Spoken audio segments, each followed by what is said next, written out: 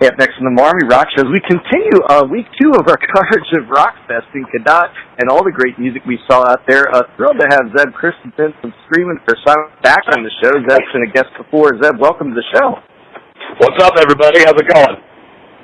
And it's good to have you back. And, I got to see you perform twice out there this year. So reflect back on it, man. I know you guys are veterans of Rockfest, but talk about this year's Rockfest and what the experience was like. It was great, man. I mean, just anytime you get to do those big festivals like that, it's always awesome, man. The sun's always out, the music's always loud, beer's flowing like crazy, everybody's having a good time, and it was great, man. It was really good to see a lot of fans and, a lot of familiar faces out there from the year before, so it's cool, man. We love playing out there. Now, you're doing a lot of festivals, but this was like a double-header for you guys, wasn't it, at Rockfest? That was the one thing that was a little different, Originally, they had asked us to play on Thursday, and we accepted that, and then they said they had an opening on Wednesday, and we're not going to turn down playing, so yeah, we played at, I think we played at like 8 on Wednesday for the free party, and then turned around and played at like 12:30 on Thursday to kick things off there. Now, we were thrilled to be at both of those shows, and so what I did hear you talk about, you had a little bit of adventure or like a road trip along the way. You want to tell folks about that? Oh, man. It's funny now looking back on it. At the time, I was a little pissed. But what happened is we were leaving Milwaukee, getting ready to head to Cadott, and we pull out into traffic, into 3 lanes of traffic, and Matt, our drummer, was driving. He goes, "Oh crap! The side door flew open." So I go, "Okay, we'll pull over." And then he goes, "Oh crap! Zeb's bag's out in the street." And at first, I thought he was messing with me because he's kind of a jokester. So I was like, "Don't mess with me, dude. Like that's not cool." He's like, "No, dude. Your bag is out in the middle of traffic." So we pull over, Casey gets out, starts dodging traffic to get to it, and literally the last car before he gets to my bag hits it, and it gets stuck underneath the back of the car, and the person driving didn't stop. So they just took off with all my stuff was in there, all my clothes, all my stage stuff, everything was in that bag, and they just took off and didn't stop. So it was pretty cool that I told the story on stage, and as soon as we were done playing, like, everybody I walked by was, like, handing me T-shirts, and, like, it was awesome, man. It made everything way better to get that kind of response from, all of our friends and fans out of that show. It was pretty cool. So I kind of wonder about, like, who found it. Like, there's somebody out there that, like, pulled into their driveway and they got all stage wear now. Yeah, right? And then it just, yeah, the whole moral of the story is I was trying to warn people that we were going to be out there for a few days, and if you saw me walking around in the same clothes, that was why. I'm not a huge dirtball, but, being on tour, you can kind of be a dirtball, but. So, hey, I saw you guys got something kind of cool. You're doing a Spotify contest now. Why don't you tell people what that's about? Yeah, we, getting into the digital age and everybody getting into streaming and all that, we're kind of accepting that that's the way it's going to go, and we want to let people know that, we're on Spotify. And we did a Pandora one a while back, and we thought this was a great time because we're taking some time off to write and get ready for the studio next month, so we don't really have a whole lot for shows this week and next week. So we thought it would be a good time to drop it and, just kind of spread the word that, we're on Spotify, and it's been pretty cool. I've seen a lot of people posting and sharing, and then they say, "Oh, this band's on there too," and, our good friends in another last year, they're like, "Oh, they get played on your station all the time." So it's like, it's kind of raising awareness. I think that, even though we're not a signed band, that, we're out there still, and, it helps us a ton for people to check us out on Spotify and Pandora and, all that streaming. So, yeah, you just mentioned you're going to be working on a new record. That was going to be my next question. So tell us a little bit about what you can about the record. Is it going to be a similar direction of what we've heard before? I think so. Right now we were kind of under the, our thoughts about it are, if it's not broke, you don't fix it. And we were really pleased with how the last album came out. And I definitely think that we'll hone in on, some of the songs that we put on the last album, kind of go for that sound, but I don't think we're going to come out and shock anybody and it's going to be like super heavy or any of that. I think it's going to be the Screaming for Silence sound that everybody's kind of used to. But we loved working with Eric Ron out of Gray Area Studios, so we're going back to him, and I know we're going to do at least an EP.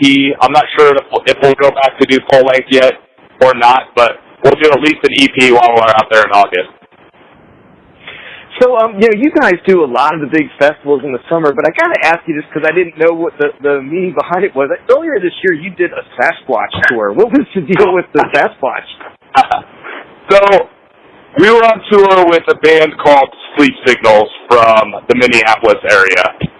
And when we teamed up with them, and I was trying to tell people, like, we're going on tour with we're Screaming for Silence, and we're going on tour with Sleep Signals, we thought that it was kind of, like, hard to spit out the words because there were so many S's.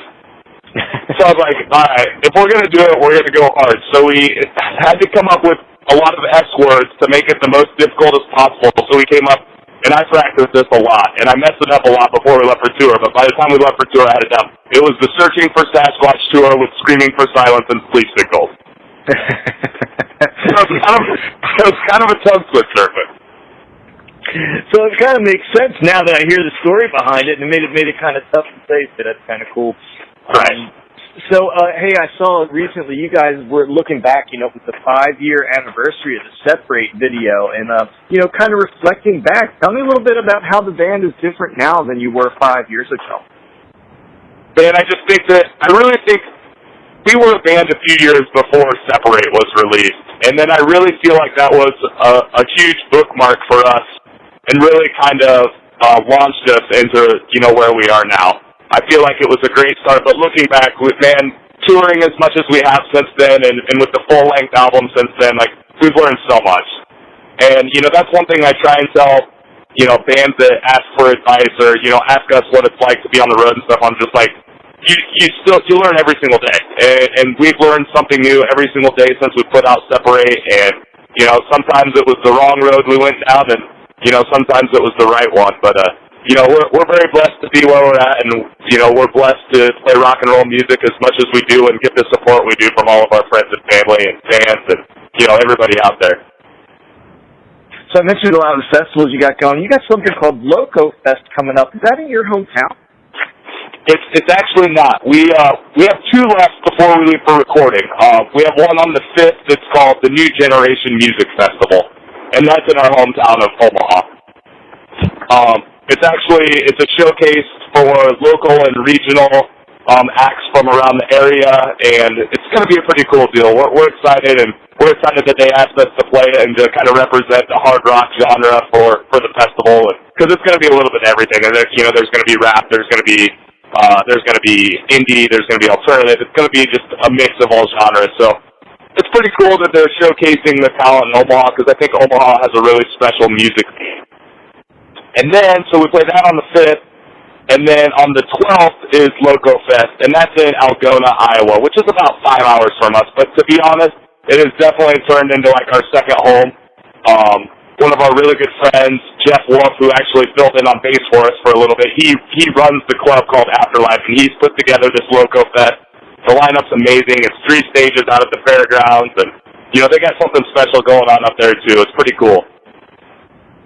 Hey, so something I was going to ask you, I noticed when I was up there, the whole Varsity Blues theme, and you got the jerseys out there, and, I've teased you about it before. You guys are so big, like you're big guys in your band. Are there any football players in the band? Are you guys football players? Absolutely. We don't tell a whole lot of people, but we actually met Danny and Casey and I, who are the original members of the band. We met in college, at a little college in Blair, Nebraska called Dana. And Dan and Casey were football players, and I played basketball at Dana. And then we started the band there, and then kind of took off, as soon as we had all graduated and taken care of everything in college. That's when things for the band kind of really, started getting busy and picking up. So originally, so the story behind Varsity Blues is when Dan Irwin came into college, he looked exactly like James Vanderbeek.